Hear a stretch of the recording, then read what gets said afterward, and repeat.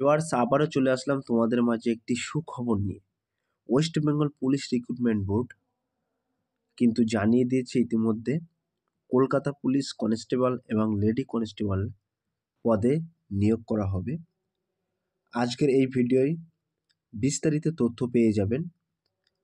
কত ভ্যাকান্সি আছে, রান, মাঠ, যোগ্যতা, বেতন ইত্যাদি পুরো সম্পূর্ণ বিস্তারিত কিন্তু এই ভিডিওয় বলবো। তাই প্রিয় ভিউয়ার্সদের বলবো, প্লিজ ভিডিওটি স্কিপ না করে সম্পূর্ণটি দেখার জন্য অনুরোধ রইল।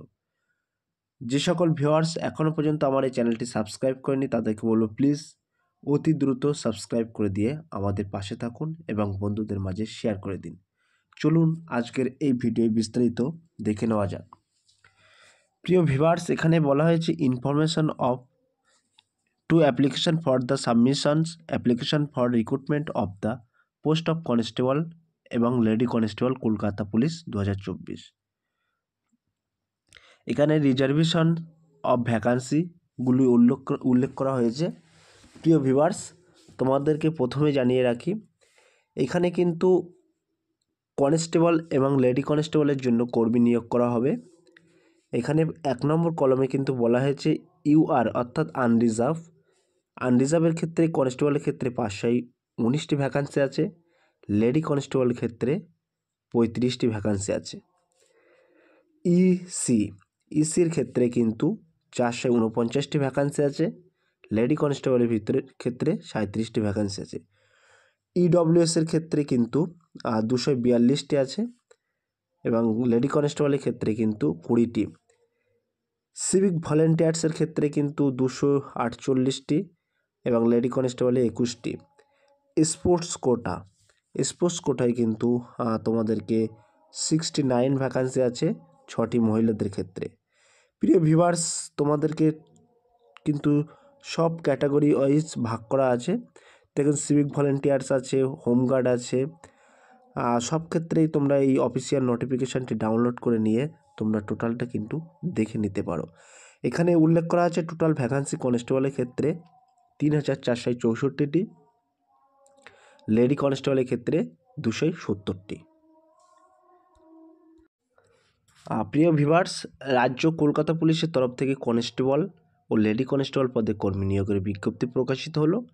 আজ ওয়েস্ট বেঙ্গল পুলিশ রিক্রুটমেন্ট বোর্ডের তরফ থেকে বিজ্ঞপ্তি প্রকাশ করে জানিয়ে দেওয়া হলো, মাধ্যমিক পাশে 3764টি শূন্যপদ কর্মী নিয়োগ করা হচ্ছে। আবেদন করতে পারবেন রাজ্যের সকল ইচ্ছুক ছেলে ও মেয়েরা।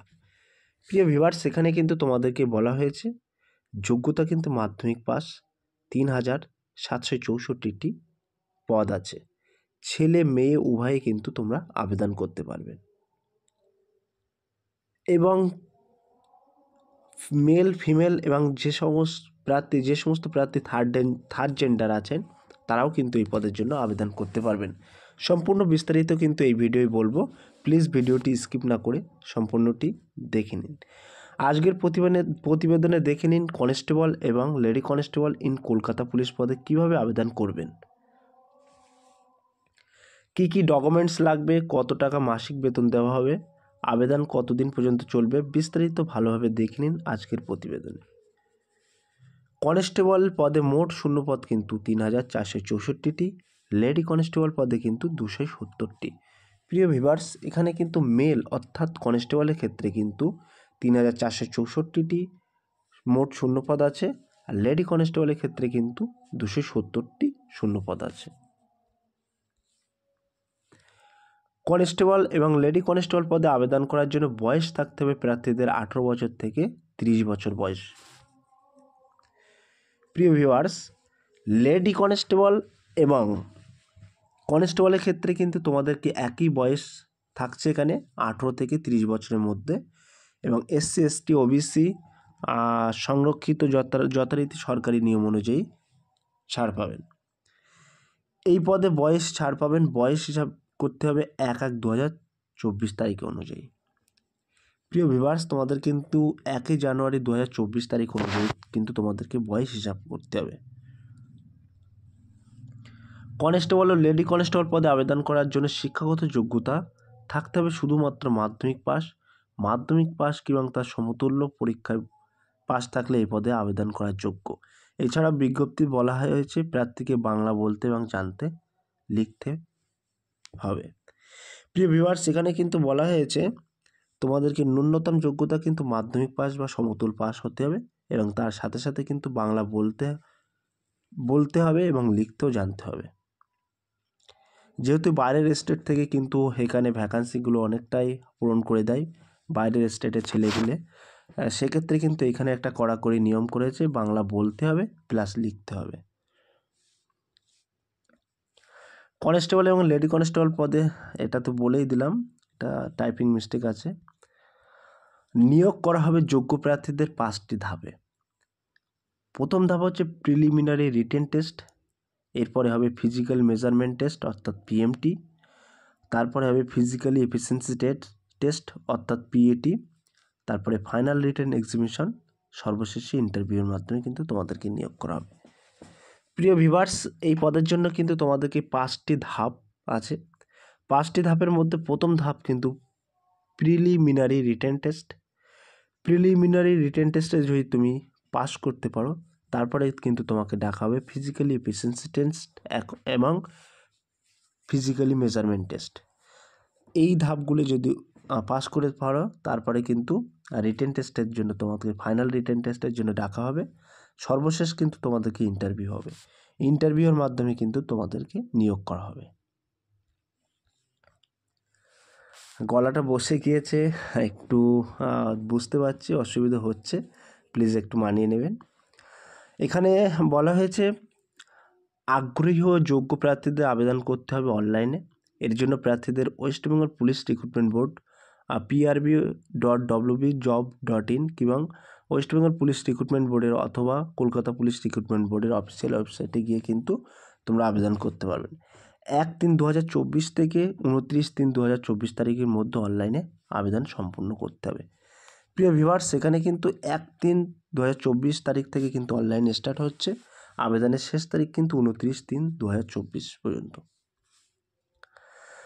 এখানে জেন্ডার অর্থাৎ ফিজিক্যাল এফিসিয়েন্সি টেস্ট পিএটির ক্ষেত্রে আমি এখানে মেনশন করে দিয়েছি তোমাদেরকে। প্রথম মেলদের ক্ষেত্রে কিন্তু 1600 মিটার 1600 মিটার রান হবে, 6 মিনিট 30 সেকেন্ডের মধ্যে কিন্তু তোমাদেরকে কভার করতে হবে।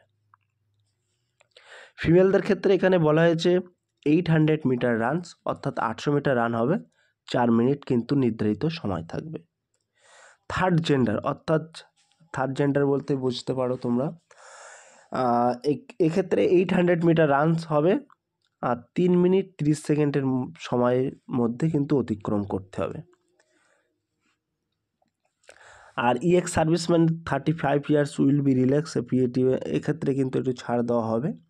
ইএক্স সার্ভিসম্যানদের ক্ষেত্রে কিন্তু এখানে বলা হয়েছে মেলদের ক্ষেত্রে 800 মিটার রান অর্থাৎ 800 meter run 3 minute 30 second time দেওয়া হয়েছে, এবং ফিমেলদের ক্ষেত্রে ফিমেল এবং থার্ড জেন্ডার ক্ষেত্রে 800 meter run 4 minute 30 second. Clear? এটি তোমাদের পিএটি পর্ব শেষ হলো। এখানে কিন্তু বলা হয়েছে অল ক্যাটাগরির ক্ষেত্রে কিন্তু তোমাদেরকে 150 টাকা ফিস জমা করতে হবে এবং প্রসেসিং ফি 20 টাকা, সর্বমোট কিন্তু টোটাল অ্যামাউন্ট 170 টাকা।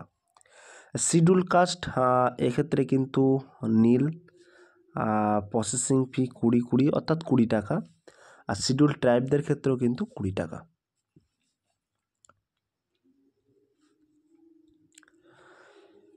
এখানে বলা হয়েছে general awareness and general knowledge কিন্তু 20 মার্কসের প্রশ্ন থাকবে, ইংলিশ থাকবে কিন্তু 10 মার্কের, আর এলিমেন্টারি ম্যাথামেটিক্স মাধ্যমিক স্ট্যান্ডার্ড অর্থাৎ মাধ্যমিক মানের কিন্তু এলিমেন্টারি ম্যাথামেটিক্স প্রশ্ন থাকবে 25 নম্বরের, এবং সর্বশেষে কিন্তু রিজনিং অ্যান্ড লজিক্যাল অ্যানালাইসিস থাকবে 25 নম্বরের। তোমাদের তাহলে সর্বমোট এখানে কিন্তু 85 নম্বরের পরীক্ষা হচ্ছে তোমাদের। ক্লিয়ার?